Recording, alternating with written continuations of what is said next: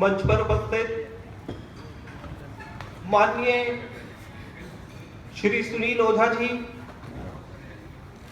Bharatiya Janata party के IT cell के national convener Shri Amit Malviya जी, Haryana housing board के चेयरमैन श्री जवाहर यादव जी और इस कार्यक्रम का आयोजन करने वाले मेरे बड़े भाई श्री शशि शेखर जी और यहां सैकड़ों की संख्या में उपस्थित नरेंद्र मोदी जी के सेना के साइबर योद्धाओं, एक बार जोर से मेरे साथ बोलेंगे भारत माता की। मित्रों, आवाज नहीं आई। जब यहां भारत माता की तस्वीर पड़ी हुई है और जब आप भारत माता की जय बोले तो इस उत्तर प्रदेश की धरती पे इस सरकार का एक नुमाइंदा है जो भारत माता को डायल कहता है। जब आप भारत माता की जय बोले तो उस व्यक्ति तक आपकी आवाज जानी चाहिए। जब आप भारत माता की जय बोले तो आपकी आवाज आज पूरे उत्तर प्रदेश में जानी चाहिए, इस सरकार को जानी चाहिए, उन्हें पता लगना चाहिए। श्री नरेंद्र मोदी जी की लोकसभा में आज सैकड़ों की संख्या में ये योद्धा जमा हुए हैं और आज के इस कार्यक्रम से उस सरकार की उल्टी गिनती चालू हो गई है। एक बार दोनों हाथ उठाकर मेरे साथ बोलेंगे भारत माता की, भारत माता की, भारत माता की। मित्रों, मुझे विशेष तौर पे कहा गया है कि मोदी जी की सरकार की 2 साल की उपलब्धियों के बारे में मैंने आपसे चर्चा करनी है, लेकिन मैं उससे पहले आपसे कुछ सवाल पूछना चाहूंगा। उम्मीद है मुझे आप उसके उत्तर देंगे। कुछ दिन पहले सोशल मीडिया पे क्लिप चल रही थी, फ्रांस के टीवी चैनल पे एक आ रहा था कि किस प्रकार से भारत के विकास और भारत की अर्थव्यवस्था आगे बढ़ रहा है नरेंद्र मोदी जी के नेतृत्व में। किस किसने वो वीडियो क्लिप देखी थी? मित्रों, कभी फ्रांस के टीवी चैनल पे, कभी ऑस्ट्रेलिया के टीवी चैनल पे, कभी जर्मनी के टीवी चैनल पे, कभी वॉशिंगटन पोस्ट में, अमेरिका की, यूके की, चाइना की अखबारों में जब आता है कि भारत बदल रहा है, भारत विकास कर रहा है, तो बताइए सीना 56 इंच का होता है कि नहीं होता है? मित्रों, मैं पूछना चाहता हूं, जिस टाइम मैगजीन के अंदर आज से 4 साल 5 साल पहले आज के उस समय के तत्कालीन प्रधानमंत्री के बारे में अंडर अचीवर लिखा जाता था, उसी टाइम मैगजीन में अमेरिका के राष्ट्रपति बराक ओबामा लेख लिखते हैं मोदी जी की तारीफ में। शायद आजादी के 65-70 वर्षों के इतिहास में पहली बार हुआ होगा कि किसी अमेरिकी राष्ट्रपति ने भारत के प्रधानमंत्री की तारीफ में लेख लिखा होगा। बताइए, ये देख के सीना 56 इंच का होता है कि नहीं होता है? मित्रों, जब वर्ल्ड बैंक के चीफ ट्वीट करके मोदी जी को कहते हैं world need leaders like you, जब आप ये संदेश पढ़ते हैं, ये ट्वीट पढ़ते हैं, तो बताइए सीना 56 इंच का होता है कि नहीं होता है? मित्रों, अभी चंद दिन पहले एक विदेशी टीवी चैनल पे सिस्को, एक अमेरिका के औद्योगिक घराने के चीफ जॉन चैम्बर से पूछा गया कि अमेरिका का चुनाव कौन जीतेगा, अमेरिका के लिए कौन ठीक रहेगा। उन्होंने जो उत्तर दिया, उन्होंने कहा कि आज अमेरिका का चुनाव कोई जीते, लेकिन कैसे मंदी के दौर में देश को आगे बढ़ाया जा सकता है, अगर उसको सीखना है तो दुनिया में अगर किसी से सीखे तो भारत के प्रधानमंत्री नरेंद्र मोदी से सीखे। ये देख के आपका सीना 56 इंच का होता है कि नहीं होता है?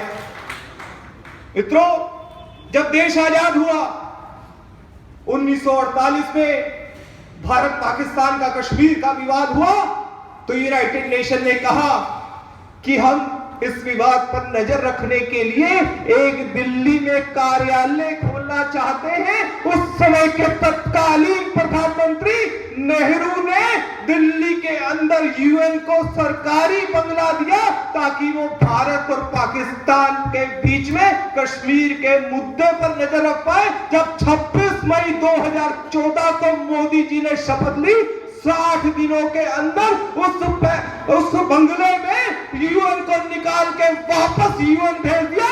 कहा कि अब तुम्हारी जगह नहीं है, बोला कि कश्मीर भारत का अभिन्न अंग है। बताइए ये देख के सीना 56 इंच का होता है कि नहीं होता है?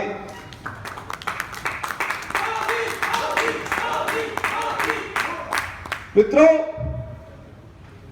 जब यमन के अंदर बम और गोले चल रहे होते हैं, जब बम चल रहे होते हैं, दुनिया भर के लोग वहां फंसे होते हैं, पहली बार कोई प्रधानमंत्री, पहली बार कोई सरकार अपने मंत्री को वहां अपने देश के लोगों को बचाने के लिए भेजती है। वो मंत्री जनरल वीके सिंह वहां जाकर 2500 से ज्यादा भारतीयों को निकाल के लाते हैं। फिर अमेरिका, इजराइल, ऑस्ट्रेलिया और दुनिया भर के देशों से मोदी जी को फोन आता है कि आप हमारे भी नागरिकों को निकाल के लाइए। 2500 भारतीय और 1500 विदेशियों समेत 4000 से ज्यादा लोगों को रेस्क्यू करके लाया जाता है। जब दुनिया भर में भारत की उस ऑपरेशन के लिए तारीफ होती है, तो बताइए सीना 56 इंच का होता है कि नहीं होता है? मित्रों, जब योगा डे पे यूएन से लेके यूके तक, ऑस्ट्रेलिया से लेके जापान तक और हर विदेशी धरती पे भारतीय संस्कृति का परचम लहराया जाता है, रोम की धरती पे ओम का उच्चारण होता है, तो बताइए सीना 56 इंच का होता है कि नहीं होता है?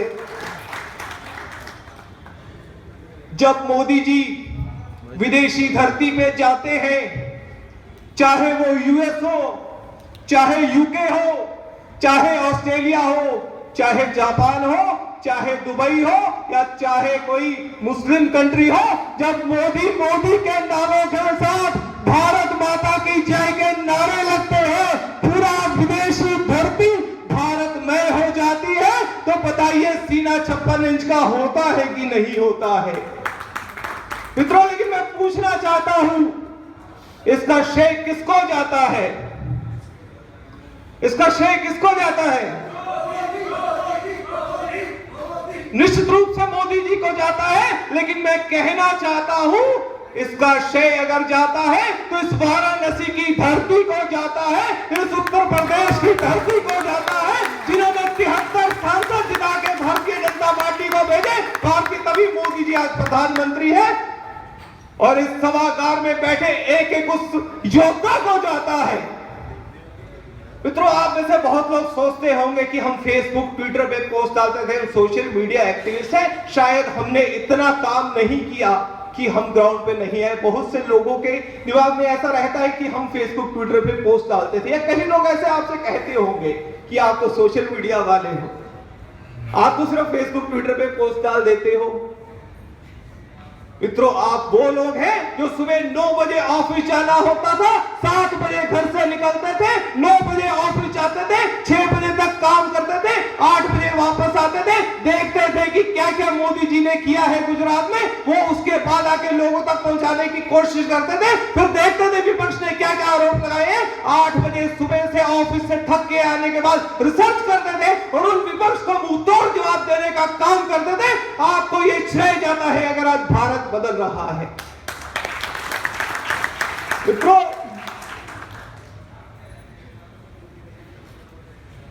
जब राम सेतु का निर्माण करने भगवान श्री राम जा रहे थे, तो नल और नील उस पुल का निर्माण करवा रहे थे। वानर वहां पत्थर फेंक रहे थे। एक नन्ही सी गिलहरी रेत में जाती थी, अपने शरीर को रेत से भिगोती थी, फिर पानी में जाके डुबकी लगाती थी, फिर रेत में आती थी, फिर समुद्र में जाती थी। जब भगवान श्री राम ने 8-10 बार इसे देखा तो उन्होंने कहा कि हे नन्ही गिलहरी, तुम क्या कर रही हो? तो उन्होंने कहा कि आप मां सीता को रावण से छुड़ाने जा रहे हैं। सारे वानर सेना नल और नील या राम सेतु का निर्माण कर रही है, मैं भी इस राम सेतु का निर्माण कर रही हूं। तो भगवान राम हंस दिए, तुम तो छोटी सी हो, तुमसे तो पत्थर उठेंगे नहीं, तुम कैसे इसमें सहयोग दे पाओगी? तो उस गिलहरी ने जवाब दिया कि बेशक मैं छोटी हूं, लेकिन जब कल इतिहास लिखा जाएगा, जब इतिहास में लिखा जाएगा जब रावण से मां सीता को छुड़ाने भगवान राम निकले थे, तो उस इतिहास में मुझे भगवान राम के साथ लिखा जाएगा। और मित्रों, जब भारत विश्व शक्ति बनेगा, नरेंद्र मोदी जी के नेतृत्व में जिस तरीके से भारत आगे बढ़ रहा है, भारत जब विश्व गुरु बनेगा तो ये इतिहास में लिखा जाएगा। जितने सोशल मीडिया या योद्धा यहां बैठे हैं, जब मोदी जी रावण रूपी कांग्रेस से भारत माता को छुड़ाने निकले थे, तो ये सोशल मीडिया के योद्धाओं का रोल उसमें लिखा जाएगा। मित्रों, मैं ध्यान करना चाहता हूं वो 3 साल 4 साल 5 साल पहले देश के क्या हालात थे। आप एक बार वो ध्यान में करके देखिए। एक आम युवाओं से बात करिए, रोज घोटाले, कभी 2G घोटाला, कभी जीजाजी घोटाला, कभी दामाद जी घोटाला, कभी CWG घोटाला, कभी कोलगेट घोटाला। घोटालों के अलावा कोई न्यूज नहीं मिलती थी। आम युवाओं से आप पूछो तो वो कहता था इस देश का कुछ नहीं हो सकता, अब इस देश का कुछ नहीं हो सकता। मित्रों, आज उस युवा से आप बात करो जब वो देखता है कि विदेशी टीवी चैनल मोदी जी की भारत की तारीफ करते हैं, तो वो गर्व से सीना चौड़ा करके कहता है कि भारत आज दुनिया को बताएगा कि कैसे तरक्की की जा सकती है। मित्रों, ये बदलाव हम 2 साल में लाए हैं, तभी मोदी जी कहते हैं यह देश बदल रहा है। मित्रों, 65 साल 70 साल की आजादी के बाद अब कल्पना करके देखिए, 18,000 से ज्यादा गांव में बिजली नहीं थी, लोगों के घर में करोड़ों घरों में गैस चूल्हे नहीं थे। आप एक बार कल्पना करके देखिए उस घर को, उस घर की कल्पना करके देखिए जिसके घर में गैस चूल्हा नहीं था। एक मां है, बारिश का मौसम है, बेटा कहता है मां को कि मां मुझे खाना दो। बारिश के कारण 2 दिन 3 दिन बारिश होने के कारण मां लक्कड़ काट के नहीं ला पाई होती। मां कहती है मैं तुझे आज खाना नहीं खिला पाऊंगी। उस मां की हालात की आप कल्पना करके देखिए मित्रों, उस मां के आंसुओं की कल्पना करके देखिए, क्योंकि नरेंद्र मोदी जी एक ऐसे ही परिवार से आए थे, उन्होंने उस गरीबी को देखा था। इसलिए जब वो आए तो उन्होंने कहा कि 5 करोड़ मां के आंसुओं को पोंछने का काम मैं करूंगा। और मैं गर्व से कहता हूं आज 2 साल होने के बाद सरकार के उन 70 लाख घरों में उन लकड़ी के चूल्हों को मुफ्त में गैस चूल्हे से बदल दिया गया है। और अगले 3 साल के अंदर मोदी जी ने कहा है कि 5 करोड़ घरों में ऐसे दिया जाएगा। और मैं एक भी ऐसी मां के आंखों में आंसू नहीं रहने दूंगा, एक ऐसे गरीब घर के बच्चे को भूखा नहीं रहने दूंगा। ये हमने 2 साल में किया है मित्रों, ये हमने 2 साल में किया। हम गांव के विकास की बात करते हैं, हम कहते हैं हम इनको नौकरियां देंगे, विकास देंगे। आप 18,500 गांव में बिजली नहीं पहुंचा पाए। जब मोदी जी प्रधानमंत्री बने, लाल किले की प्राचीर से मोदी जी ने कहा कि 1000 दिनों के अंदर मैं इन घरों में बिजली पहुंचाऊंगा। आज 300 से भी कम दिन हुए हैं। इसके लिए मैं बधाई देना चाहता हूं श्री मोदी जी को, और खासकर उनके सेनापति पीयूष गोयल जी को। 300 दिनों के अंदर आज 8,000 गांव से ज्यादा में बिजली पहुंचा दी गई है। मोदी जी ने लाल किले से जब कहा कि हम टॉयलेट बनाएंगे, तो लोगों ने सोचा ये कैसा प्रधानमंत्री है, लाल किले के वहां से टॉयलेट बनाने की बात करता है, कौन सी बड़ी बात है। मित्रों, हो सकता है किसी के लिए वो छोटी बात होगी, मेरे लिए वो बहुत बड़ी बात है। आप सभी सोशल मीडिया के यहाँ योद्धा बैठे हैं, आप गूगल करके देखिएगा, यूनाइटेड नेशन की, WHO की और कई NGOs की रिपोर्ट है कि भारत के अंदर गांव में 60%, 70% घरों में माओं को, बहनों को शाम तक इंतजार करना पड़ता है अंधेरा पड़ने का, उसके बाद वो टॉयलेट जा पाती हैं। और उन्होंने उस रिपोर्ट में कहा कि ग्रामीण क्षेत्रों में जो रेप होते हैं औरतों के साथ, जो छेड़छाड़ के हालात होते हैं, वो उस समय होते हैं जब वो शाम को अंधेरा पड़ने के बाद जब वो शौच करने जाती हैं, तो वो जो असामाजिक तत्व है उनकी इज्जत के साथ खिलवाड़ करते हैं। अगर आज मोदी जी ने 2 साल के अंदर 1 करोड़ से ज्यादा टॉयलेट का निर्माण किया है, तो मैं ये कहना चाहता हूं, सिर्फ वो एक दीवारें नहीं खड़ी की, मेरी मां बहनों की अस्मत को बचाने का कार्य मोदी जी ने किया है। मित्रों, मैं बात करना चाहूंगा जो अटल जी के नाम से शुरू गई इंश्योरेंस योजना का और प्रधानमंत्री दुर्घटना बीमा योजना का।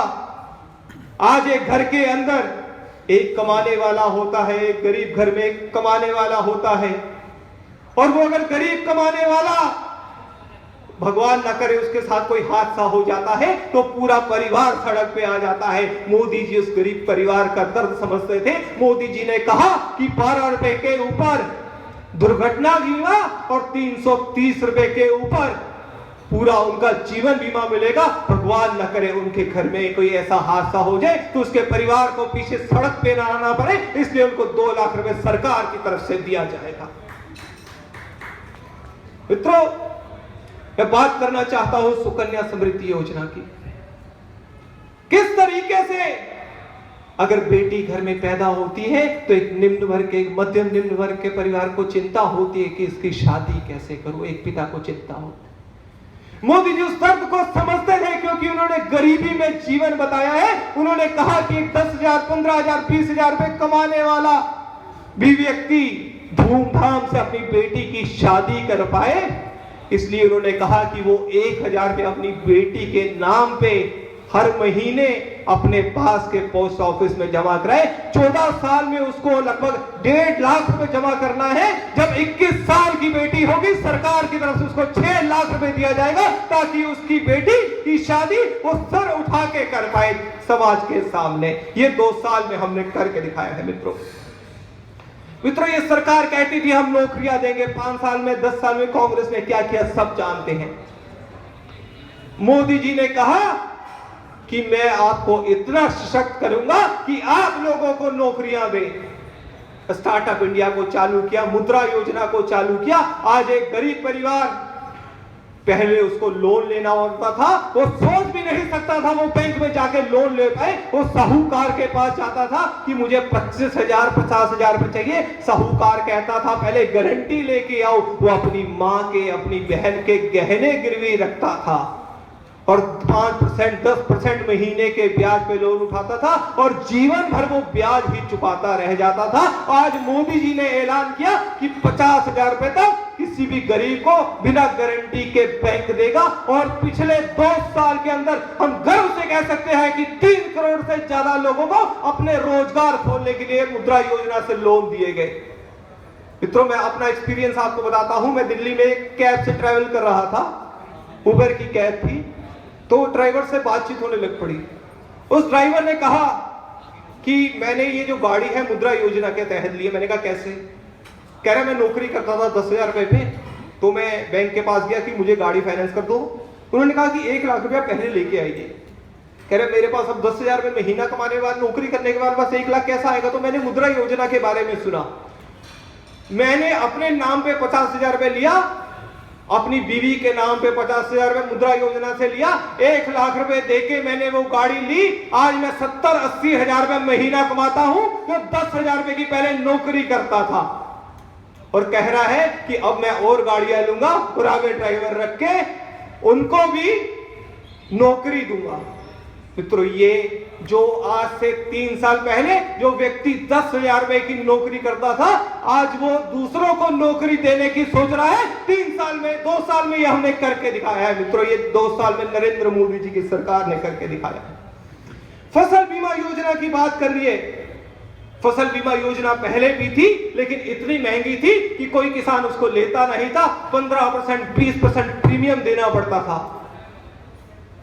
मोदी जी को लगा ये गलत है, ये किसानों के साथ लूट की जा रही है। उन्होंने उस 15% 20% जो प्रीमियम था उसको कम करके 2% कर दिया और ये कहा कि अगर उसकी फसल बर्बाद होती है तो 30 दिनों 15 दिनों के अंदर उसका जो 25% क्लेम है उसके बैंक अकाउंट में आ जाएगा और 90 दिन के अंदर कुल राशि, टोटल राशि जो है उसके बैंक अकाउंट में आ जाएगी। पहले वो किसान फसल बर्बाद होने के बाद ठेकेदारों के, दूसरों के धक्के खाता था, सरकारी ब्यूरोक्रेट्स के धक्के खाता था। वो कहते थे मेरे को कितने % दोगे, आज सीधा वो पैसा उसके बैंक अकाउंट में जाता है। और किसानों के लिए किसान टीवी, सोइल हेल्थ कार्ड चालू किया गया। मित्रों, मैं आज एक घटना का जिक्र करना चाहता हूं। महाराष्ट्र के अंदर प्राकृतिक कोई भी अगर आपदा आती है, चाहे किसी भी जगह है, सरकार उसको रोक नहीं सकती, कोई मानव उसको रोक नहीं सकता, लेकिन उसके ऊपर सरकार किस तरीके से काम करती है ये देखा जाता है। आज से 3-4 साल पहले महाराष्ट्र के अंदर सूखा आता है, हजारों लोग मर रहे होते हैं और उस महाराष्ट्र के एक मंत्री अजीत पवार से वहां का मीडिया जाके पूछता है कि आप इन लोगों के लिए क्या कर रहे हैं, तो वो कहता है कि अगर सूखा पड़ा है तो क्या मैं पेशाब से तालाबों को भर दूं। आज भारतीय जनता पार्टी की सरकार है, उसी लातूर में सूखा पड़ता है, 10 लाख लीटर से ज्यादा पानी सुरेश प्रभु जी ट्रेन से वहां पहुंचा के देते हैं। मित्रों, उसके अलावा आपने रेलवे पे आपने कई बदलाव देखे होंगे, आप सारे सोशल मीडिया एक्टिविस्ट हैं। एक बहन के साथ कुछ लोग छेड़छाड़ करते हैं, वो एक ट्वीट करती है भारतीय रेलवे को, सुरेश प्रभु जी को, अगले स्टेशन पे पुलिस आती है और उस छेड़छाड़ करने वाले को पकड़ के ले जाती है। पहला कभी ऐसा हुआ नहीं होगा, ये बदलाव करके दिखाया है वहां। उसके अलावा जब इस तरह की घटनाएं सामने आई तो सुरेश प्रभु जी ने ऐलान किया कि हमारी मां बहनों के साथ ऐसी घटना ना हो। बजट के अंदर विशेष इसके लिए निर्भया फंड से फंड रिलीज किया गया और अगले 2 साल के अंदर देश के सभी 20,000 ट्रेन डब्बों के अंदर सीसीटीवी के कैमरे लगाए जाएंगे ताकि आगे अभी मां और किसी बहन के साथ इस तरीके की कोई घटना ना हो पाए। ये हमारी सरकार की कमिटमेंट है वुमेन एम्पावरमेंट के लिए, महिलाओं के लिए। मित्रों, उसके अलावा रेलवे स्टेशन पर आज वाटर एटीएम लगने चालू हो गए हैं। अमीर आदमी तो 25 रुपए 20 रुपए की मिनरल वाटर की बोतल ले लेता है, लेकिन गरीब आदमी कहता है कि वो नहीं ले पाता और कई बार पानी गंदा आता है। वहां पे एटीएम वाटर वो लगा दिया गया है, मिनरल वाटर 1 रुपए का सिक्का डाल के वो मिलेगा और अगले 2 साल के अंदर देश के सभी रेलवे स्टेशनों को उसमें कवर कर लिया जाएगा। मित्रों, मैं बात करना चाहता हूं, कहते हैं ये सैनिकों का सम्मान करते हैं। आज से 10 साल पहले जो हालात थे, एक सीएजी की रिपोर्ट आई है, 4 लाख बुलेट प्रूफ जैकेटों की कमी थी, जिस कारण अगर वहां गोलीबारी होती थी हमारे सैनिकों को अपने बलिदान देना पड़ता था। 4 लाख 4.5 लाख बुलेट प्रूफ जैकेटों की कमी थी। ये सरकार आती है 1 साल के अंदर उस ऑर्डर को देती है, कहा कि हमारा एक भी जवान हम शहीद नहीं होने देंगे। उसका विशेष प्रावधान करके बजट से सबसे पहले उन 4.5 लाख जैकेटों का ऑर्डर किया जाता है। वो उसके हमें डिलीवरी भी आनी सरकार को चालू हो गई है और 1 साल के अंदर वो टोटल डिलीवरी सरकार को आ जाएगी। मित्रों, 1 रैंक 1 पेंशन की बात करिए, पिछले 40 साल से हमारे जवान 1 रैंक 1 पेंशन की मांग कर रहे थे और ये कांग्रेस की सरकार बार बार उसको, कोई भी सरकार उसको ठुकरा देती थी। जब ये सरकार आई, हम ये नहीं कहते कि हमने 1 रैंक 1 पेंशन लाके सरकार ने कोई उन पर एहसान किया, वो हमारे देश की सुरक्षा करते हैं, उनके कारण आज हमारा देश सुरक्षित है। अगर हम उनको कुछ देते हैं तो एहसान नहीं करते, हम एक तरह से उनके सम्मान के लिए ही कुछ कर रहे हैं ताकि उनके रिटायर होने के बाद उनको कोई ऐसी दिक्कत ना आए। ये सरकार आती है जो मांग 40 साल से 1 रैंक 1 पेंशन की रुकी पड़ी थी उसको पूरा ही नहीं करती। अब उनके बैंक खातों में अमाउंट आना चालू हो गया है। मित्रों, मैं बात करना चाहता हूं, जब सैनिकों की बात कर रहा हूं, हमारे पिछले 65 साल 70 साल के इतिहास में हमने इस देश में 1 लाख से ज्यादा शहीद, अपने सैनिकों को शहीद किया। मित्रों, जब ये सरकार आती है, पिछले कई दशक से सैनिक कह रहे थे दिल्ली देश की राजधानी में इंडिया गेट पे उन सैनिकों को शहादत देने के लिए